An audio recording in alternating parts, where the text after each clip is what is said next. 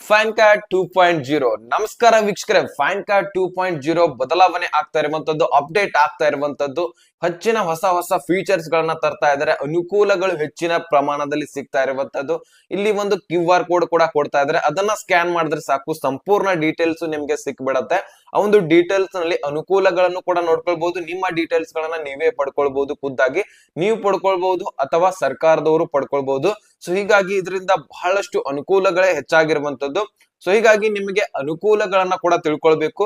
ಒಂದು ನಿಮ್ಗೆ ಡೌಟ್ ಇರತ್ತೆ, ಈ ಒಂದು ಫ್ಯಾನ್ ಕಾರ್ಡ್ ನಲ್ಲಿರುವಂತಹ ನಂಬರ್ ಚೇಂಜ್ ಆಗತ್ತಾ, ಹೊಸ ಫ್ಯಾನ್ ಕಾರ್ಡ್ ಏನಾದ್ರೂ ನಾವು ಪಡ್ಕೊಳ್ಬೇಕಾ? ಇಲ್ಲ, ತಲೆ ಕೆಡ್ಸ್ಕೊಳ್ಬೇಡಿ. ಫ್ಯಾನ್ ಕಾರ್ಡ್ ನಂಬರು ಅದೇ ರೀತಿ ಇರತ್ತೆ.